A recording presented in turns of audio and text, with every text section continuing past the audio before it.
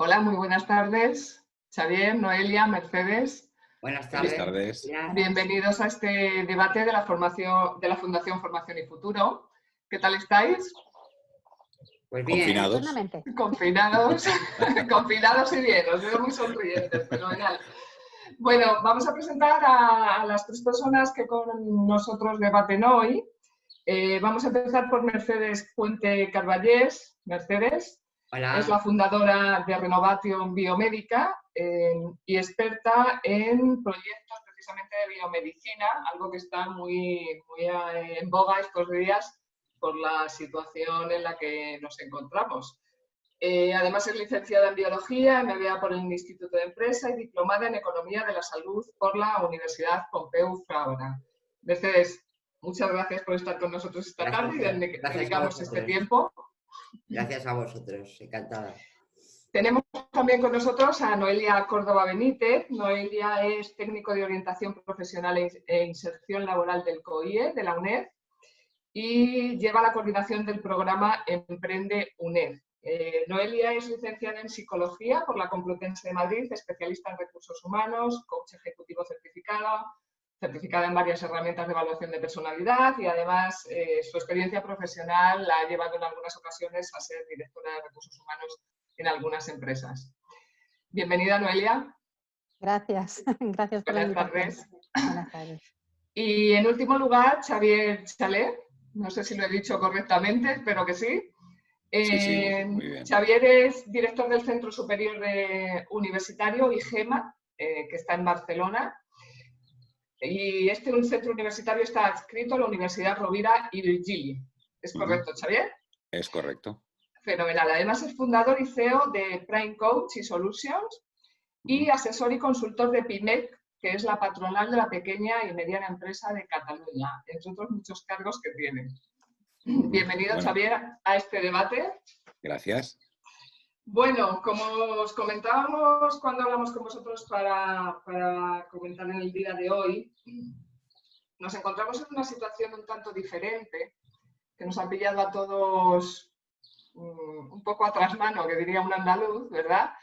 Y el origen de este debate es que todos, de alguna manera, nos dedicamos a la formación y al desarrollo de las personas, cada uno en un ámbito, y claro, nos surgen muchas dudas desde la Fundación. La primera pregunta que os quiero lanzar, porque este debate va a ser cortito, pero muy intenso, es ¿cómo creéis que va a afectar la nueva normalidad a la universidad y a la formación en general? Empezad el que queráis.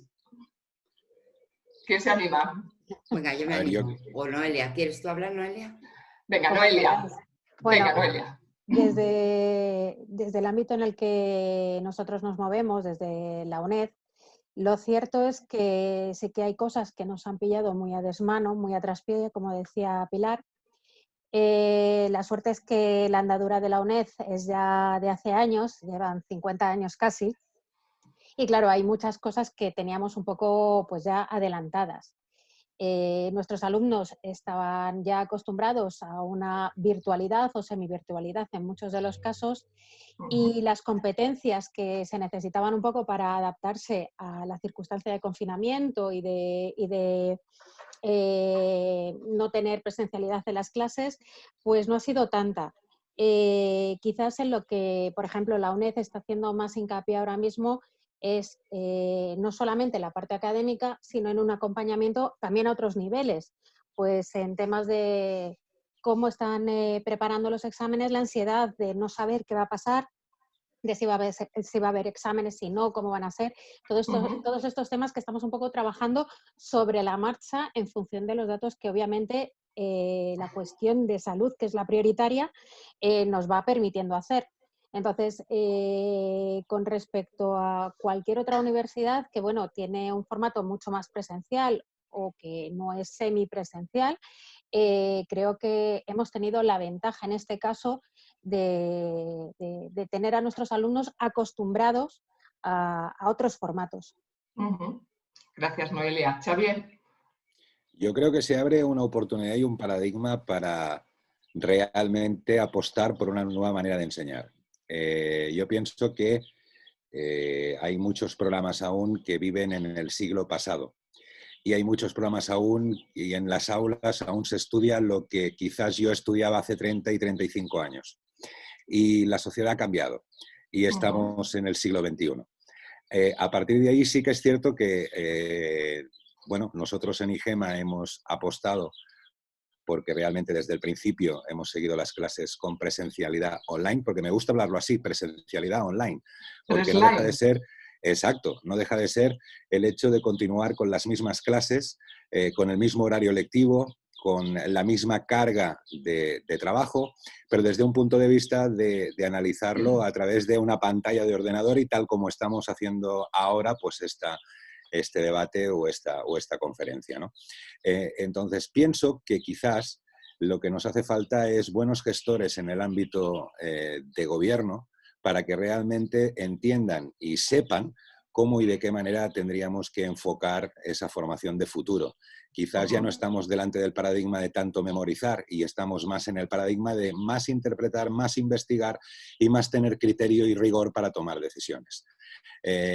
A partir de ahí yo pienso que si realmente alguien se pone delante a liderar este nuevo paradigma, creo que se podría llegar a trabajar de manera muy distinta y absolutamente de manera muy aprovechable a la hora del aprendizaje.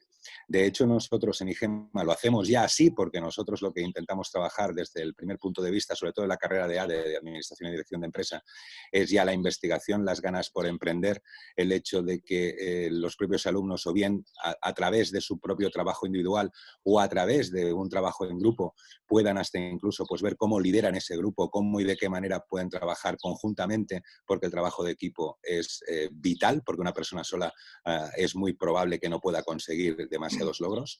Con lo cual, yo pienso que es muy importante el hecho de que realmente alguien a nivel de experto y a nivel de expertos y expertas se pongan delante y que a partir de ahí puedan apostar por, en definitiva, una nueva manera de hacer.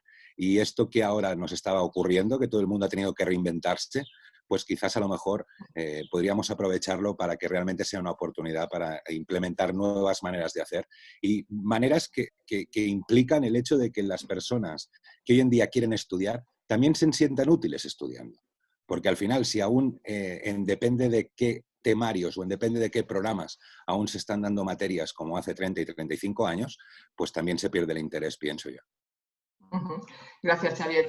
Mercedes, tú que te dedicas a la formación de algo muy específico y muy candente estos días, como es la biomedicina. Claro, en el caso de Xavier puede parecer tener cierta evidencia de que eso se puede realizar, ¿no? En remoto, en slide. Pero ¿cómo se estudia biomedicina en estas situaciones? O sea, yo creo que es el modelo que vamos a tener quizá nuevo y que estamos aprendiendo ahora es la parte online, o sea, que sí se hacían cosas, pero ahora se van a potenciar muchísimo más. Hay herramientas muy buenas que se pueden utilizar, pero yo desde luego no dudo que la presencialidad en algunas cosas es fundamental. Totalmente de acuerdo. Que tendremos que ir a un modelo mixto. Muchas cosas se pueden hacer desde casa, puedes tener programas buenísimos y se puede estudiar de otra manera, puedes hacer, o sea, las posibilidades son infinitas, pero evidentemente tienes carreras o tienes áreas donde luego la práctica es fundamental. Y luego también tenemos que pensar una cosa, yo tengo mis años y cuando tenía 20, pues necesito el contacto con las personas, es decir, no puedes estar aislado todo el día. Entonces, creo que vamos a un modelo mixto, que esto nos da la oportunidad de que haya mucho más mixto que antes. Antes yo he hecho biológicas y yo iba todos los días a la facultad. Unos días tenía prácticas, pero muchos días eran clases teóricas. Eso ya no va a ser así. Yo creo que ya no va a ser así. Y cada vez hemos visto, no solamente por el tema de la pandemia de ahora, sino que ya había modelos de mixtos de másters, por ejemplo, online y parte presencial. Yo creo que se va a avanzar hacia ese modelo. Habrá cosas que se puedan estudiar más online y tienes herramientas muy buenas para debates, para profundizar, para hacer trabajos, pues imaginarte todo, puedes hacer de todo. a través de los... Pero llega un momento que también necesitas ese contacto y hay cosas como hacer no sé, pues yo estaba en el laboratorio clasificando plantas, pues solo tengo que hacer en un laboratorio, no lo puedo hacer en mi casa a través de un ordenador.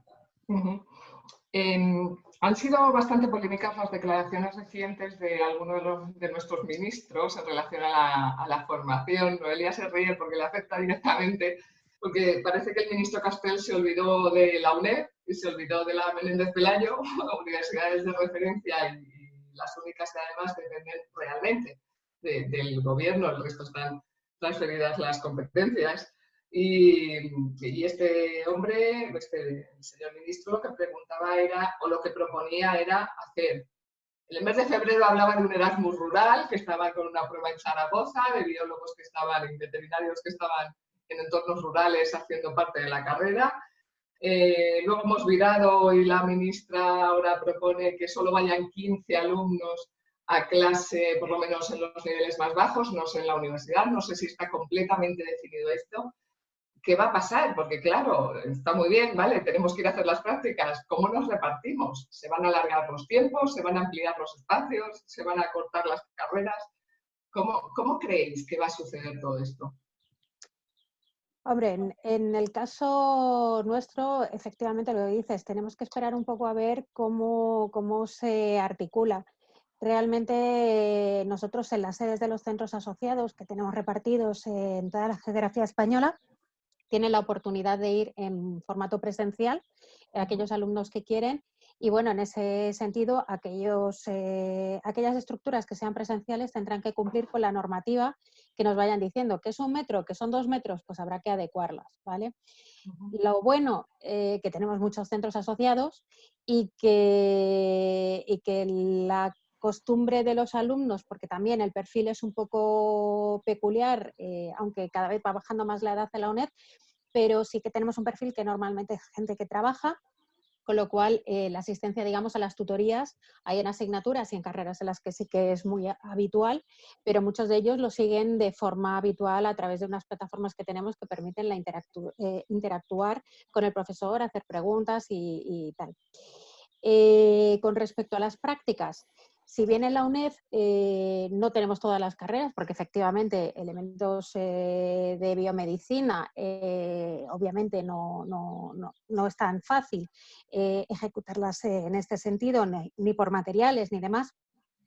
Lo que sí que se ha hecho, y es una experiencia que llevamos trabajando desde hace tiempo, es la parte de las prácticas que exige la ANECA, que tiene que tener una carga docente y una carga de prácticas, ¿vale? Las han paralizado, las que son presenciales, pero se está trabajando mucho en prácticas semivirtuales y no presenciales, con lo cual hay muchos de mis... yo tengo un nutrido grupo de alumnos que estaban haciendo sus prácticas de sus carreras en módulos, en formatos presenciales y que han pasado a hacerlo a nivel virtual. Es decir, es una circunstancia y es una adaptación a un entorno nuevo. ¿Qué va a pasar en septiembre? Pues lo que decíamos, tenemos ya las fechas de los exámenes de acceso, ya tenemos las fechas de los accesos para mayores de 25 y de 45 años, tenemos las fechas de acceso para los alumnos que vienen de otros sistemas educativos extranjeros, con lo cual, y en función de cuándo venga, y si viene, que esperemos que no venga, una segunda oleada, pues observando siempre lo que diga el Estado en cuestiones de salud, pues seguiremos trabajando. Y yo creo que lo importante, que es algo que también decía Xavi, es adaptarnos, ¿vale? Y sobre todo hay un aspecto que a mí me preocupa mucho, que es no todo contenido presencial se puede dar de igual manera online, porque el entorno no es el mismo, los recursos no pueden ser nunca jamás los mismos, porque hay parte que es contenido y es contenido, y hay parte que es de interiorizar, de participar, de colaborar, y gracias a Dios también hay muchos entornos nuevos que se puede trabajar con avatares, incluso para poner post-its en un entorno común, y funciona bastante bien. Yo pienso que la ministra y el ministro deberían de intentar concretar. cada etapa educativa y cada edad educativa es distinta. Lo que no se puede pedir es que a niños y niñas de 3 a 6 años hayan 15 o hayan 10. Si harán absolutamente lo mismo. Porque a partir de ahí la realidad que nos toca vivir es ver cómo realmente, pues tanto el ministro, la ministra o cualquier político hablan sin tener conocimiento de causa. Y ese es el grave problema. Entonces, el análisis real debería de ser a través de una etapa educativa, cada una de las etapas educativas, ver qué necesidades tienen. Y si realmente hay etapas educativas que por la edad tienen que continuar estando confinadas, pues ver cómo y de qué manera se tiene que abordar esa situación. El decir que 15 en una aula puede ser muy peligroso o tanto como el tener 40, depende del aula, depende de la edad, depende de la responsabilidad y depende de quién entre en ese aula. Entonces, a partir de ahí no se puede generalizar ni de 15, ni de 10, ni de 20. Y yo lo que esperaba o lo que esperaría es que realmente pues, ese Ministerio de Educación y las consejerías de educación de los 17 gobiernos que tiene España pudieran concretar cómo y de qué manera se debería de abordar la situación en septiembre por cada una de las etapas educativas. Por otra parte, pues sí, como decía Noelia, ahora ya sabemos que la selectividad, en principio hay una fecha. En final, aún no se sabe ni cómo se va a realizar. De hecho, los rectores de las universidades están en contra de abrir las universidades para que muchos miles de chicos y chicas de 18 años vayan a hacer la selectividad o los exámenes presencialmente. Luego hay otro debate. Si no los hacen presencialmente, nos rasgamos las vestiduras porque aún no estamos preparados para hacerlos online. Con lo cual, el tema es inconcreción, el tema es hablar alegremente y a partir de ahí lo que intentamos nosotros también decir a nuestros alumnos. Antes de hablar, criterio y rigor para tomar decisiones. Hace falta un poco más de criterio y un poquito más de rigor y estudiar un poco más cuáles son las edades, cuáles son las problemáticas de las escuelas, cómo y de qué manera están montadas esas escuelas y a partir de ahí ver cómo y de qué manera tenemos que afrontar algo muy serio porque está muriendo gente y aún en estos momentos continúa muriendo gente. Y a partir de ahí pienso que la sanidad, sobre todo en nuestros niños pequeños y en nuestros niños no tan pequeños, porque la formación es eso, que realmente tienen que tener un rigor a la hora de explicar cómo se tienen que hacer las cosas. Esa es mi opinión. Mercedes. Yo creo, sí, que es que se lanzan mensajes sin habérselos mirado en profundidad, porque no, van a ir 15 niños al aula. Bueno, ¿y los papás de los niños qué hacen? ¿Se suicidan? ¿No pueden ir a trabajar? ¿No pueden...? Eso no lo puedes plantear así. Tendrás que o correr riesgos o ver cómo lo manejas, pero no puedes decir 15 sí y 15 no. No puedes hacer eso. Es imposible, es inviable y no es manejable. Evidentemente hay edades, están los niños pequeños, están luego adolescentes, están gente en la universidad. Luego el tema de la universidad para mí es completamente distinto y probablemente si esto sigue en el futuro, que puede ser porque no sabemos qué es lo que va a pasar, esa es la realidad, lo que ocurriría es que se encarecería muchísimo el estudiar una carrera, sobre todo de ciencias, claro, que tengan más prácticas. ¿Por qué? Porque finalmente tendrías que hacer grupos más pequeños y por lo tanto necesitarías más tiempo, más profesores o más disponibilidad de lugares, con lo cual eso va a encarecer el estudio. Habrá menos gente que pueda estudiar y entonces, bueno, pues será un sistema diferente al que hemos conocido, que ahora todo el mundo va a la universidad. Pues no podrá ser así. Si esto sigue por estos derroteros, porque no sabemos si va a haber vacuna, si no va a haber vacuna, si la vacuna va a servir para 2 meses, para 3 o no va a haber. O sea, es que no se sabe ahora mismo. Hasta incluso racionalizar los tiempos, porque en España estamos acostumbrados de que todo se mete en calzador de septiembre a junio. Entonces, a partir de ahí somos uno de los pocos países de Europa que estamos ahí metidos en calzador. Lo normal en la gran mayoría de los países es que no hay 3 meses de vacaciones en verano.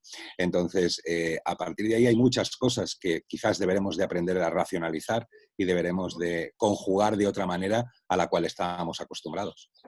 Y horarios y muchas cosas. Se pueden hacer muchas cosas, pero yo creo que antes de lanzarte a dar una serie de noticias que a la gente le provocan horror pensar que pueden hacer con sus hijos o que no van a poder hacer en septiembre, sí que te lo tienes que pensar antes de de comentar ese tipo de cosas. Y ver Vamos a tratar... Sí, perdona, Mercedes. No, nada, nada.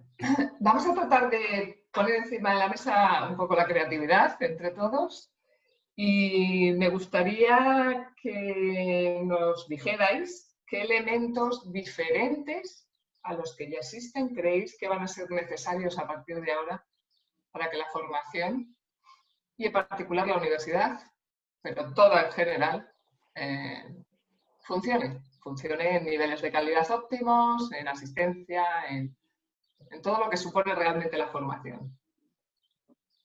Yo creo que inicialmente la formación de los propios que estamos implicados en la formación. Es decir, para explicarme bien, yo creo que existe ya o que es necesario un cambio de paradigma. El hecho de que durante muchos años se haya impartido una materia de una determinada forma no quiere decir que ahora no tiene que evolucionar. Eso implica más trabajo, porque en definitiva cuando tú estás en una clase delante de 30, 40 o 50 alumnos, bueno, pues la dinámica de la propia clase te conduce a poder abordar una serie de aspectos. Cuando tú tienes, pues como ahora que estamos aquí, en ventanitas, perdón, esas ventanitas, pues no dan esa misma interactualidad y tampoco dan el hecho de ese contacto humano que antes, evidentemente, hablaban mis compañeras, que es muy importante, ¿no? Entonces, eso es un cambio de paradigma.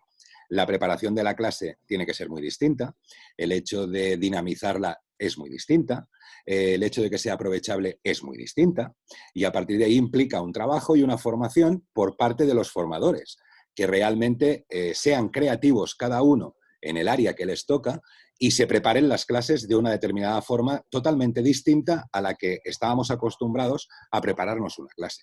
Eso para empezar. Luego, a partir de ahí también, el entendimiento de la sociedad hacia lo que es la formación. La formación, al final, yo diría que no es una obligación, es una inversión. Y en ese sentido, yo pienso que también tiene que existir ese cambio de paradigma en el aspecto de que también es algo que la propia sociedad, los propios alumnos, tienen que darse cuenta de que ellos mismos también tienen que ser proactivos a la hora de la formación. Y entonces, pues no es todo el hecho de ir por la mañana a clase con mi carpeta universitaria, sentarme en la última silla y pasar 1 hora y media o 2 de clase, en la cual a lo mejor puedo conectar 30 o 40 minutos de las 2 horas. Eso también es un tema que tendrá que cambiar. Y luego, a partir de ahí, pues todas las formaciones que tengan una formación práctica, que la mayoría, evidentemente, en el ámbito universitario, aunque sean también carreras de ciencias sociales, también tienen investigación, muchas de ellas, y también tienen parte práctica, pues tendremos que ver cómo y de qué manera convivimos con el tema sanitario hasta que, si Dios quiere, alguien tenga a gracia inventar la vacuna y se acabe la historia. Pero mientras tanto, pues tendremos que ver cómo se van repartiendo esas clases prácticas, tendremos que ver que a lo mejor, hasta incluso, pueden existir algunas prácticas que también se vean online, porque quizás a lo mejor pues no tan solo hace falta ir a ver cómo un especialista está haciendo eso in situ, si a lo mejor pues hoy en día con los sistemas de cámaras que existen y con el sistema de videoconferencias que existen, también se pueden ir siguiendo alguna serie de clases que también se llaman prácticas y que no dejan de ser ver al especialista cómo está manipulando algo, ¿no? Entonces, a partir de ahí se tiene que hacer mucha pedagogía para absolutamente toda la sociedad. Entonces, por resumir lo que has dicho, a ver si te he entendido bien, sería, por tu parte, tú pondrías encima de la mesa formación de formadores en nuevas metodologías, en nuevos sistemas, ¿no? Y que el alumno ponga más de su parte. Y que el profesor también tenga que poner más de su parte. Al final es un trueque entre alumno y profesor. Y eso no quiere decir de que yo pienso que estamos totalmente, o podemos estar muy satisfactoriamente sorprendidos de cómo y de qué manera los centros de formación nos hemos adaptado en tan poco tiempo en estos días. Porque sí que es cierto de que todos los centros de formación a un nivel universitario hemos hecho muchas cosas a nivel online, es lógico, y a partir de ahí pues quizás te interesa que un conferenciante que vive en Miami pues que esté dando una conferencia, evidentemente esto te obliga a que tengas los sistemas adaptados, con lo cual eso tiene una cierta lógica. Pero de ahí a prepararte toda una materia, todo un programa, toda una asignatura con lo que implica una parte teórica, una parte de trabajo, una parte tal, una parte cual. No se puede impartir de la misma manera que la puedes llegar a impartir por pues la coyuntura que se realiza en una aula con personas y personas humanas delante tuyo, ¿no? Es totalmente distinto a la hora de tener una pantalla de ordenador delante. A partir de ahí, esa pantalla del ordenador, si está parada como hemos estado ahora nosotros debatiendo, pues quizás a los 20 minutos ya no tienes ningún alumno que te está escuchando. Y eso el profesor lo tiene que tener claro y tiene que saber cómo y de qué manera tiene que interactuar en eso. Y por otra parte, el alumno, pues evidentemente tiene el otro paradigma de que, bueno, pues que si recibe la clase desde su casa, eso significa que a lo mejor, pues bueno, pues sus hábitos de levantarse, ducharse, cambiarse, estar preparado para recibir la clase, etc., etc., etc., pues tienen que seguir de alguna determinada manera, ¿no? Y al final, pues bueno, pues todo esto es formación de todos. Al final no es de formadores, es de la total sociedad en entender que realmente el paradigma de la enseñanza ha cambiado. Yo estoy de acuerdo en el sentido de que es fundamental que los profesores, porque al final tú tienes que motivar a tus alumnos, es tu obligación, porque yo he estudiado biológicas porque tenía muy buenos profesores, es que es así, son los que te transmiten el amor por una asignatura, entonces es fundamental que tengas profesores que sepan cómo motivarte a través de algo mucho más frío, que es una pantalla de ordenador, cómo mantenerte, y probablemente ya no sea recibir una clase con una clase que te cuentan cosas, sino tendrás que buscar más interactividad, que haya un trabajo previo, que luego haya unas reuniones donde hagas debates, donde des más participación a los alumnos, es decir, hay que buscar una metodología online pero nueva, es decir, no toma, yo te cuento, tú recibes y ya está, no puede ser. Porque te ocurre eso, que la gente al cabo de 10 minutos, 15, 20 ha desconectado. La atención de las personas mantenerla es complicado y de gente joven todavía más complicado, con lo cual necesitas otro sistema de enseñanza completamente distinto para mí.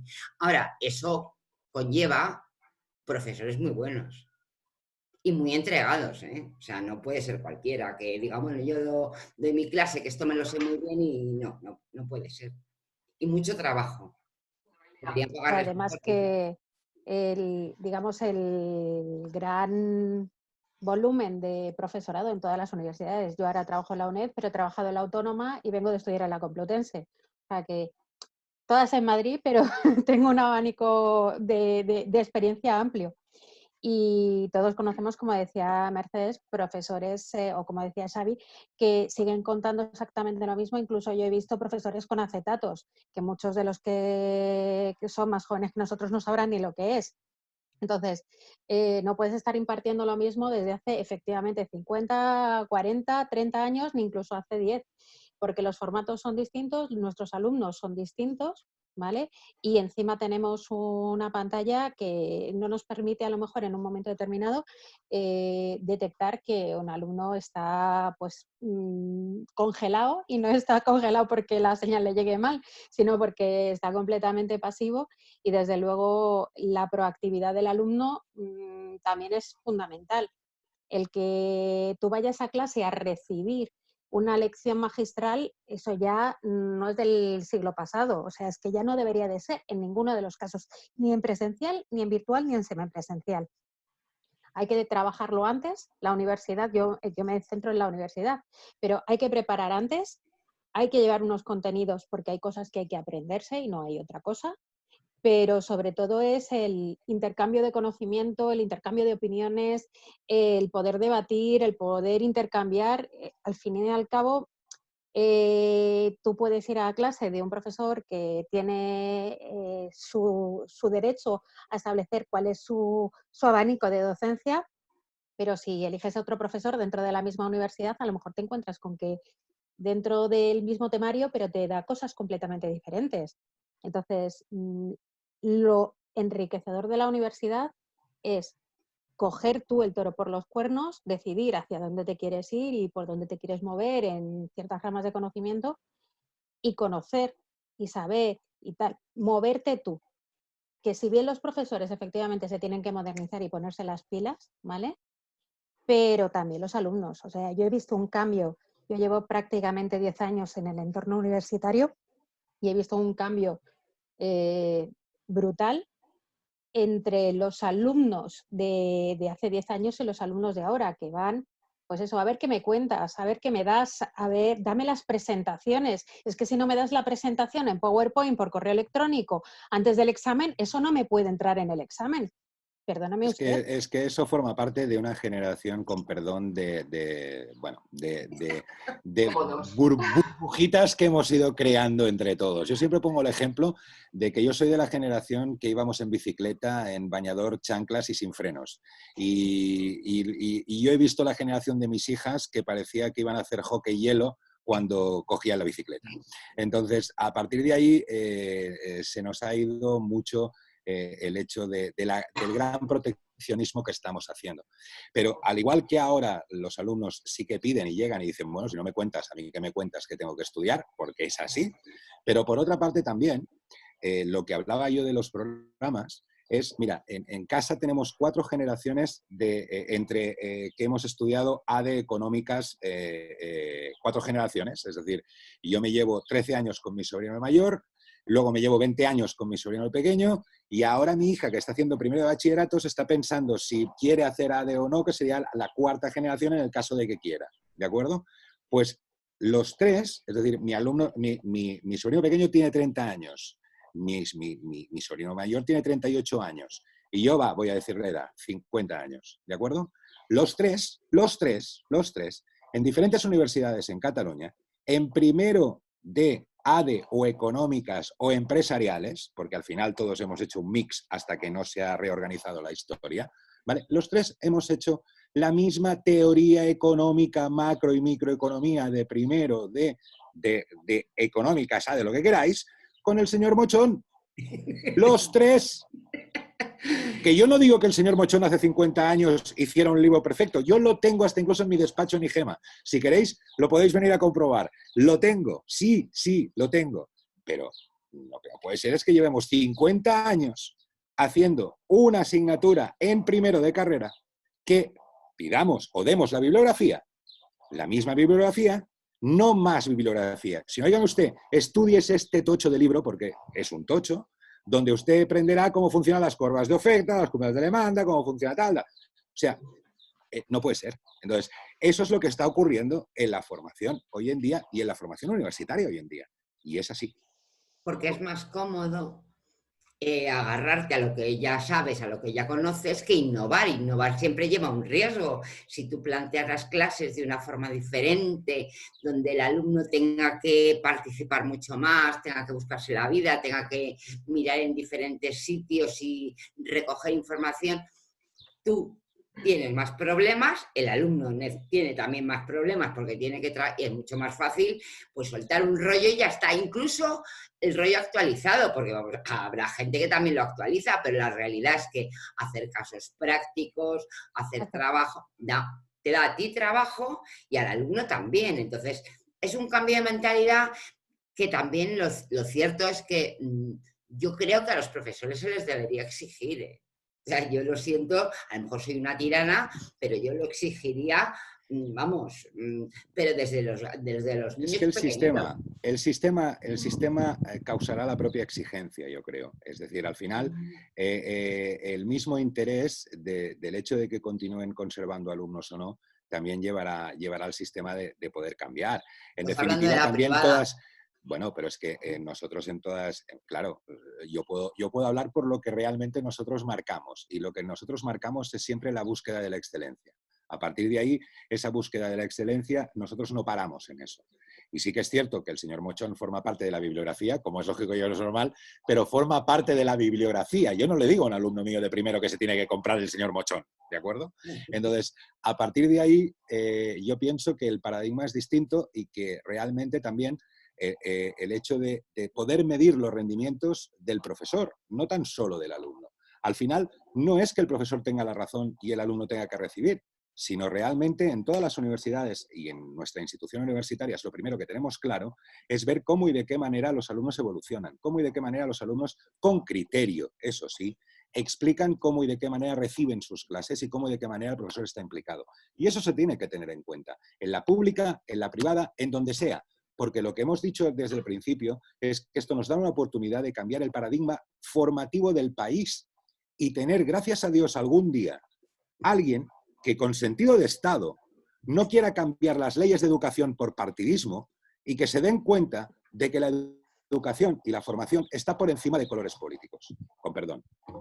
Hombre, en el sistema universitario tenemos la ANECA. El problema es que la ANECA, o por lo visto, desde mi punto de vista personal, la ANECA debería de hacer un trabajo más proactivo, no únicamente quedarse con unas encuestas de calidad que responden un porcentaje muy bajo de los alumnos. Y mira que les perseguimos, porque yo recuerdo las épocas de la autónoma de perseguir a los alumnos casi prácticamente para que si tienes un problema con un profesor, porque es un profesor que sigue dando la misma asignatura desde hace 20 años, con los mismos apuntes, con los mismos tal, no se actualiza, no se ha actualizado con los tiempos, evalúale y que la ANECA sea consciente de que existe un punto a mejorar o a tomar medidas. Sin embargo, la ANECA, tú le presentas los programas formativos, en el caso, por ejemplo, de la UNED, se revisan los programas cada 2 años y se actualizan, pero ¿y la evaluación del profesorado? En la formación privada de las empresas se evalúa en cada ocasión a los formadores que tienen delante y de alguna manera el formador se la juega cada día Claro. que se pone delante de un este grupo de caso, personas. Claro, se la juega porque si no, no renuevan su contrato, no le mantienen realizando esas formaciones. Debe ser más mala todavía. Claro. Yo lo que haría no solamente es la encuesta al alumno o sea de la empresa, o sea de la universidad, o sea del colegio, me da igual, sino que es que lo reevaluaría a los profesores cada X tiempo, igual que hacen típicamente los ingleses con sus médicos, que no sé muy bien cómo está ahora, pero era una reevaluación. Pues oiga, usted me va a dar 2 clases, de esto y de esto, a ver. Y tú ves si innova, si no innova, si sigue igual, si es un coñazo de hombre, yo que sé, algo que realmente puedas valorar de alguna manera, que no sea solo una encuesta. Porque también puedes pensar que una encuesta, evidentemente, si el profesor te ha favorecido o ha sido fácil, a lo mejor te van a beneficiar. Bueno, pero la deseabilidad social y el llevarte bien con un profesor o con un ponente, tal, pero al fin y al cabo, si a ti te va tu formación, y estamos hablando de que ya en el entorno universitario estamos hablando de gente de más de 18 años que se les presupone 2 dedos de frente, como decía mi profesora de quinto de EGB, que ya nos exigía 2 dedos de frente. Qué bonito eso de la EGB, qué bien suena de la EGB. O sea, yo perdón, pensé que Porque somos todos de la EGB. Somos todos de la EGB. Iba a hacer comentarios y iba a citar a mi profesora de quinto de EGB de lenguaje, que me decía eso de 2 dedos de frente y bien puestos.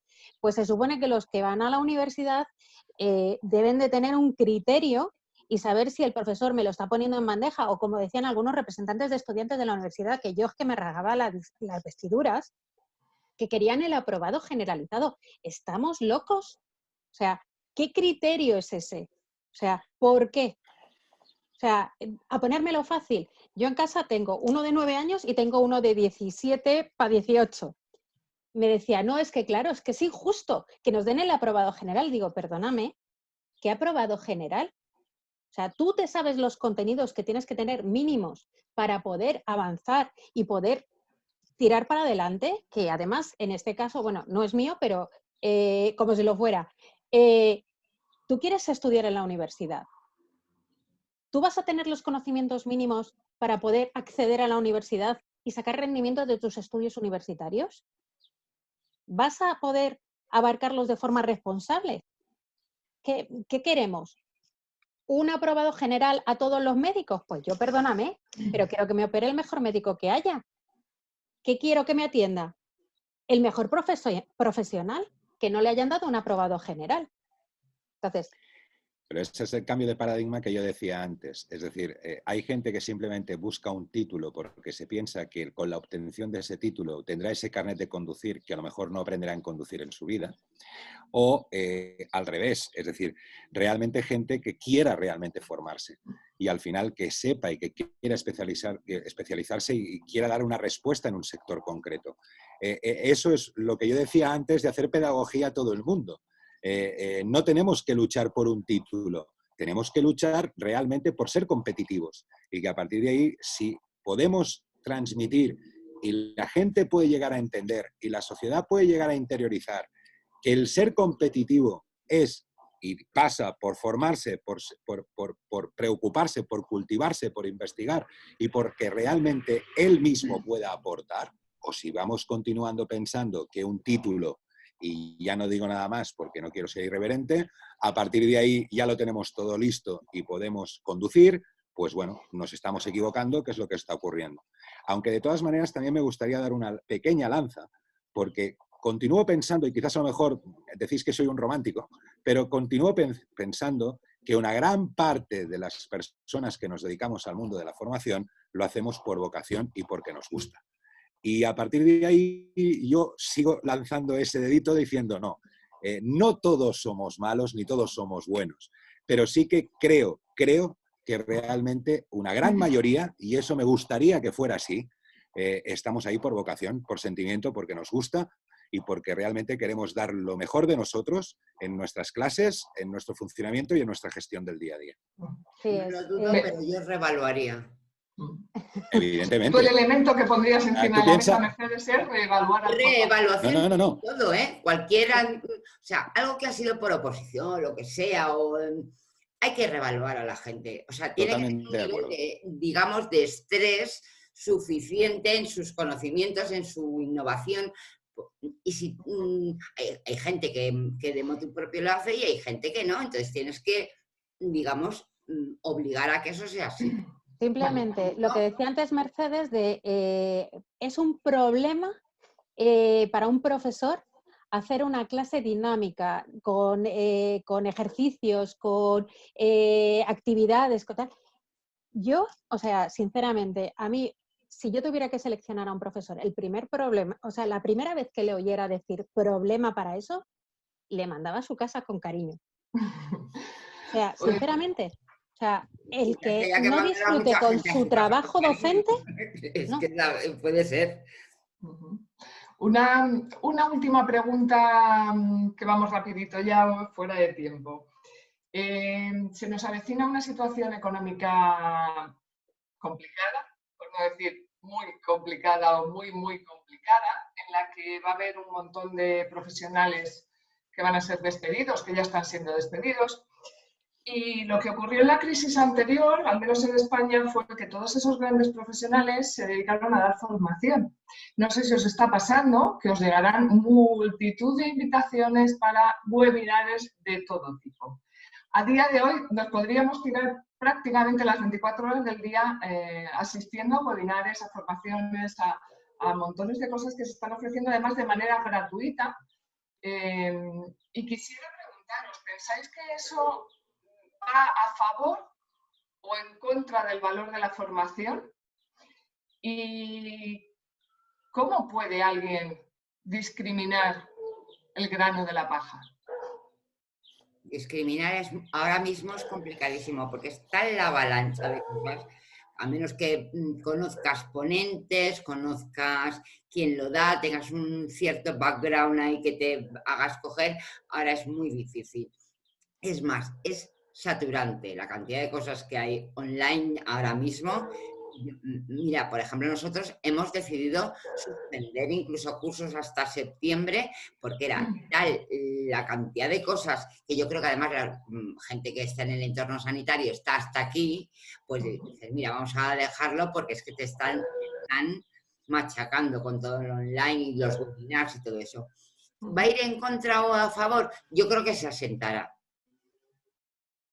Yo creo que irá poco a poco asentándose y bajando un poco el ritmo de oferta y que se irán poniendo las cosas en su sitio.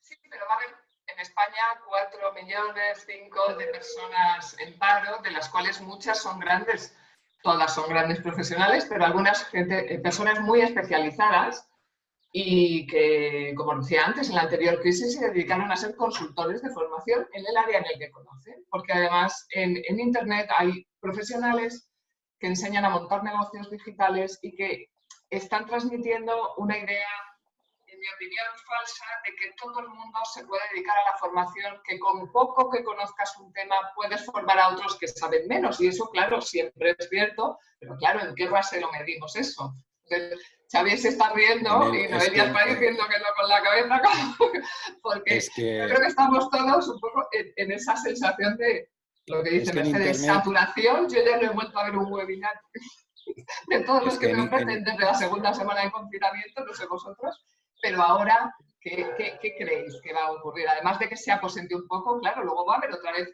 un rebrote. Personas que se tienen que redefinir en su profesión, ¿no? Es que aquí hay dos temas y yo me voy al planteamiento que más preocupa a todo el mundo. El tema es que en el 2008-2009 hubo una crisis que era una crisis del tocho, que no tenía absolutamente nada que ver con lo que nos encontramos ahora. Y a partir de ahí, en esa crisis, sí que es cierto que hubo una recesión económica, pero los sectores podían trabajar, nos reinventamos en cada uno de los sectores y a partir de ahí cada uno de los sectores intentaron tirar hacia adelante y evidentemente sí que hubo gente que se tuvo que reinventar y poder ayudar a otras personas a nivel de consultorías o a nivel de formación, totalmente de acuerdo.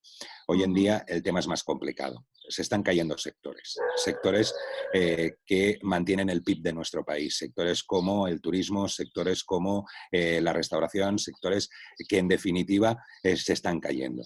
Evidentemente eso significa que tiene que existir un cambio de paradigma social. Y ese cambio de paradigma social también tiene que existir un cambio de rentabilidad del propio país y que ofrece el propio país. Y esto es mucho más lento.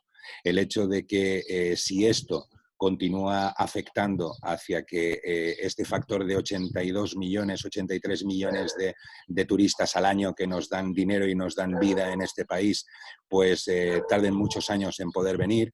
Eso significa que este país tiene que empezar a pensar en otras maneras de ganarse la vida, en el ámbito de la industria, en el ámbito de la biomedicina, en el ámbito de la investigación, en el ámbito... Y no estamos preparados aún en ese paradigma, primero porque no se piensa en eso. Hemos estado durante muchos años con el dinero fácil y el dinero fácil era, pues sí, voy estudiando, pero mira, me voy a trabajar un rato y gano dinero. Esto ya está cambiando. Con lo cual, quizás es mucho más profundo todo este tema y preocupa mucho más porque estamos en unos datos que además dan escalofríos. Datos, por ejemplo, en Cataluña, que el tema del ERTE está superando los 500.000 personas que no saben si el día 10 de mayo cobrarán o no cobrarán y no tienen ingresos en sus casas. Datos como, aparte de esas 500.000, hay 500.000 más en el paro que el mes anterior por culpa de que realmente hay negocios que ya no ven la posibilidad de volver a reabrir. Luego, evidentemente, el paro propio que ya tenemos. Con lo cual, estamos hablando de unas cifras que alertan mucho y que a final de año podemos estar en el conjunto del Estado español al borde del 20% del paro de la población activa. Y eso significa que no se suma ni se cuenta a lo que realmente es el pequeño y mediano empresario, que normalmente es un autónomo. Entonces, no es una cuestión tan solo de seguir o no seguir un consultor o de reinventarse porque yo era director de una empresa y ahora me puedo reinventar a asesorar. Pero ¿asesorar a quién? Porque nos estamos quedando sin empresas. Ese es el grave problema. Claro, y además reciclar a tanta gente para, digamos, tener otro sistema productivo en tan poco, o sea, necesitas muchísimo tiempo para hacer eso. Exacto. Exacto, no tan solo es un cambio de mentalidad, es una oferta de rigor, es montar el país hacia un sistema que vuelva a existir un Instituto Nacional de Industria que creo que nunca se debió de perder. En definitiva, es una mentalidad conjunta de país que durante muchos años este país se ha ido a lo fácil, que era, pues, bueno, pues vienen 82 millones a comer paellas y esto da pelas y esto da negocio, y a partir de ahí nos hemos dado cuenta que si estos 82 millones no vienen, el conjunto del país tiene un grave problema. Sí, hombre, ya nos pasó al principio, antes lo que teníamos era la burbuja inmobiliaria, nos espabilamos, hemos seguido viviendo de la burbuja inmobiliaria que otra vez estaba subiéndose, inflándose como tal, vivimos en un país que es de servicios y ahora ¿a quién les damos esos servicios? Y con respecto a lo que decía Pilar, no todo gran profesional es buen profesor, y eso tiene que quedar muy claro. Y aparte, también a mí me da mucho miedo, una dinámica que está desde hace tiempo, que es gente que se quedaba en paro y que ahora se va a quedar mucha gente en paro, coge su dinero y se lanza a emprender. O sea, yo que llevo el área de emprendimiento también dentro del vicerrectorado, yo me he sentado con gente a decirles, pero a ver, esto que estás planteando, ¿es viable? ¿No es viable? ¿Plan B? ¿Un plan B? ¿Qué plan B tienes? ¿Este es tu único plan? Y si esto sale mal, ¿qué experiencia tienes en este sector? ¿Qué estudio has hecho de competencia? Y me da mucho miedo que ahora lo fácil sea beneficiar que mucha gente que se quede en paro monte su propia empresa, cuando no todo el mundo vale para ser su propio empleador ni tener gente a su cargo. Y me preocupa que vuelva a haber, pues eso, con fórmulas fáciles de capitaliza tu paro, toma estas ayudas, que luego las ayudas hay que devolverlas, este tipo de cuestiones me da miedo y dices, hay mucha gente que se lanza y hay que tener cuidado, ya sea como consultor o abriendo otro tipo de negocio, porque claro, ¿cuáles van a ser los nuevos sectores? El otro día en un webinar de estos, que yo me hago uno a la semana y además de un tema muy concreto, ya solamente veo a aquellos que tienen que ver con un tema muy concreto. Decían, ¿cuáles son los nichos de negocio que van? Y dije, jolín, pues si averiguan y dan en el kit de la cuestión, vamos, es para hacerles la ola 2 veces.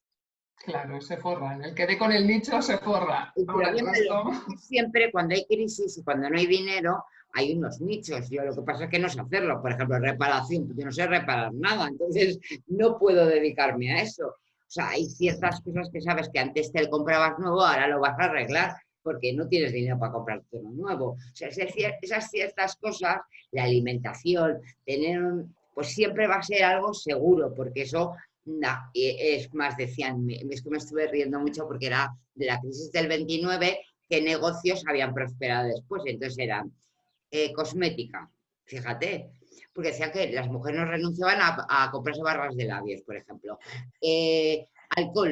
Alcohol, sobre todo barato. ¿Por qué? Porque la gente no iba a renunciar al placer de beberse una cerveza, por ejemplo. El tema de las reparaciones, que tiene una lógica total, pero claro, tienes que tener una cierta experiencia para hacer eso. Yo no sé ni vender alcohol, ni sé reparar nada.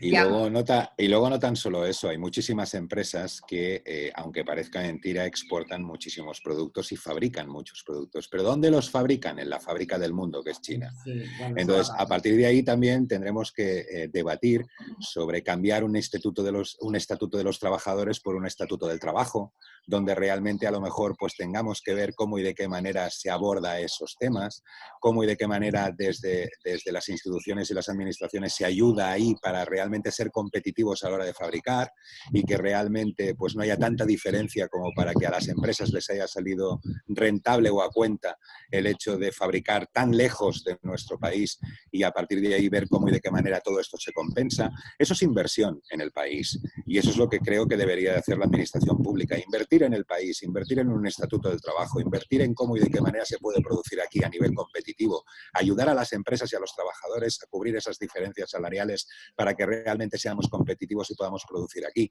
y no tener que ir a China, a India o al Congo a producir. ¿Y no te parece, Javier, perdona que te corto, perdona que os corto, ¿no te parece también que hay una falsa sensación de que uno puede ser, por ejemplo, speaker, cobrar 6.000 euros por una charla de 1 hora y van 8.000 personas a verlas, a aplaudir y yo quiero ser como ese?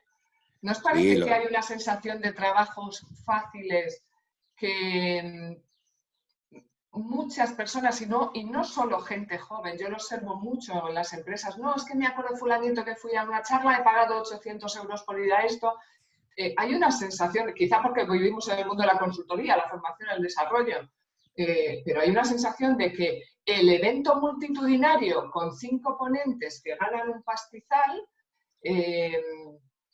yo quiero ese trabajo porque con tal de saber vender bien, la idea que pongo encima de la mesa es suficiente. Entonces seguimos siendo un poco Quijotes, ¿no? Sí, pero es que en este esa show... sensación de trabajo fácil. Sí, pero es que decías tú este show antes, irá mis hijas cambiando. iban como al rugby, ¿no? Pero al final el adulto también lo hace, o también lo hacemos, ¿no? Sí, tanto. El Cantidad de fenómeno empresas FAS. han pagado burradas para que gente que trabaja en sus empresas en cargos directivos en la época, pues vieran, no voy a nombrar a quiénes, pero vieran tanto a nivel presencial a un señor que cobraba 700 o 800 euros por persona, cuando quien lo organizaba tenía que cobrar 1.500 o 1.600 euros por persona y llenaba 8.000 o 9.000 personas en una sala enorme. Sí, lo sabían. Lo sabían. ¿Por qué digo que lo sabían? Porque todo esto ahora en estos momentos es secundario según para todas las empresas. Las empresas ahora no se pueden permitir eso. Eso por un lado. Por otro lado, todo lo que son las personas que realmente van a invertir su propio dinero en algo, se lo miran y se lo van a mirar muy y mucho. Y se lo van a mirar muy y mucho porque evidentemente todo el mundo va a intentar sacar el rendimiento máximo del dinero que pueda invertir. Ya no existe esa alegría y todo el mundo lo que está viendo es cómo y de qué manera amarrar lo poquito que tiene y dónde lo va a invertir. Con lo cual Bolsillos cerrados. todos estos shows, yo creo que la gran mayoría tienen fecha de caducidad, por un lado. Pero hay una contradicción, Xavier. Las empresas, una de las primeros recortes que hace, sobre todo las grandes, 300, 400, de ahí para arriba trabajadores, lo primero que recortan en crisis es la formación, cuando precisamente, o quizá, debería ser en donde más inviertan para conseguir que sus profesionales reactiven empresa o la hagan más grande.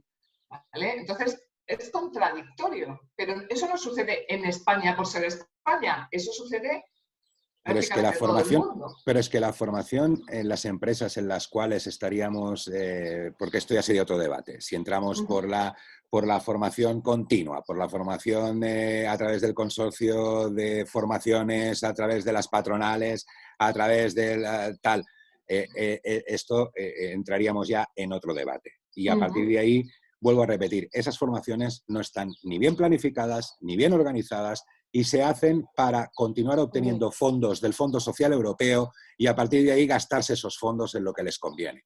El día que realmente se trabaje en un plan de formación útil, que a partir de ahí se trabaje en competencias e investigaciones útiles, en sectores concretos, en cómo y de qué manera se determinan esos sectores y en cómo y de qué manera las necesidades de las empresas de los sectores tienen esa necesidad formativa, entonces a partir de ahí quizás sería útil.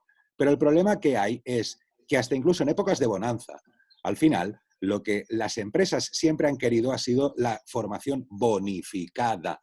Y la formación bonificada, lo siento mucho, pero no sirve absolutamente para nada.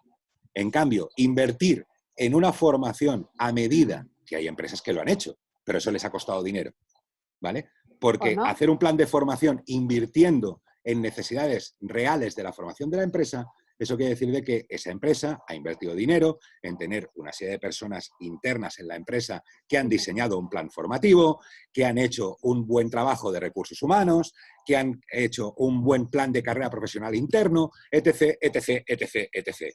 Esto con la formación bonificada y con la formación que existe hoy en día para que las empresas estén en planes agrupados para bonificarse de esas formaciones, esto es ciencia ficción lo que acabo de explicar. Con lo cual, a partir de ahí, invertir en formación es muy difícil, pero es muy difícil porque el sistema no está bien hecho. El día que se haga bien el sistema, que es lo que hablábamos antes, quizás a lo mejor podremos obtener rentabilidad, porque el sistema no está bien hecho, pero recursos hay y muchos, muchísimos.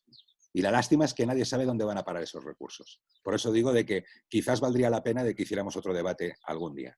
Fenomenal. Lo que decía Xavi, que muchas veces no hay ni que ir a buscarlos fuera. O sea, muchas veces dentro de las propias empresas hay gente fantástica que puede y además puede adaptar un contenido muy concreto a las necesidades reales de esa empresa. O fomentar el intraemprendimiento. O sea, por qué hay mucha gente que se va de sus empresas a trabajar en cosas que podrían ser paralelas, anexas, y no las hace dentro de sus empresas, porque no existe esa cultura. Es decir, ¿qué me vas a contar tú a mí que yo no sepa yo ya?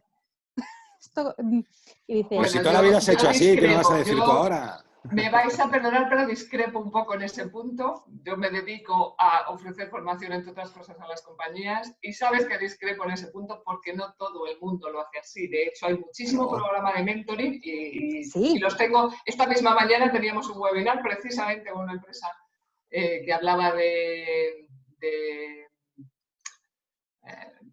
pues en los planes de desarrollo de sus equipos, ¿vale? Sus planes de talento. Llevamos con un proyecto bastantes meses y no, lo paró temporalmente porque era presencial, lo hemos redefinido y las empresas, muchas se ocupan y se preocupan, pero sobre todo se ocupan de que las cosas sucedan, aunque esto nos haya supuesto un parón. Señores, llevamos más de una hora, pensábamos estar un máximo de 40 minutos, me están haciendo sonar la campana. Por cerrar nuestro debate, agradeciéndoos ya vuestra participación, ¿qué va a cambiar de nuestras relaciones sociales a partir de ahora? ¿Cómo van a ser? ¿Cómo visualizáis vosotros el futuro ya en un plano personal y profesional y en relación a la formación?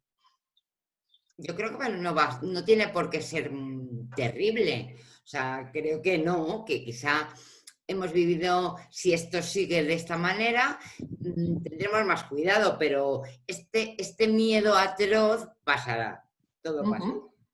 Al Yo final... pienso que somos muy abrazones y besucones y ahora tendremos que pasar a ser abrazones y besucones virtuales hasta que llegue el momento que, de momento, pues bueno, pues cuando nos digan que nos podemos volver a abrazar, pues seremos todos como los Teletubbies, nos volveremos a abrazar. Abrazo fuerte de los Teletubbies. Un poquito menos mediterráneos, que quizás somos efectivamente, como decía Xavi, más profusos a dar abrazos y a dar besos, pero lo que dice Mercedes es cierto, que al final la propia supervivencia del ser humano hace que al final no puedas estar todo el día con la alerta puesta y llegará un momento en el que este sistema defensivo de alarma y de cuidado baje y que tendremos que estar atentos, preparados y esperando que no vuelva. No, si volver va a volver, pero sabremos manejarlo mejor. Seguro, todo se aprende. O sea, ahora ha pillado todo el mundo, nadie sabía cómo tratar a los pacientes, cómo abordarlos. Va a mejorar. Entonces, no quiere decir que se vaya a ir porque por el momento no se va a ir, pero sabremos manejarnos mejor con ello y podremos... Y esperemos que tengamos recursos. Recursos para hacerlo. Manejarlo, ya está, ¿no? Una de las cosas más bonitas es que hemos aprendido un montón de sistemas de videoconferencias, el Meet, el Zoom, el tal. Todos. Pues bueno, ahora vamos muy sobrados a la hora de podernos conectar y vernos las caras. Todos, fenomenal. Pues muchísimas gracias a los tres por compartir vuestro tiempo y vuestra opinión y sabiduría con nosotros. Espero veros pronto, no solo virtualmente, sino presencialmente y daros esos abrazos estupendos que nos debemos, chicos. Muchas gracias. Hasta luego. Gracias a vosotros.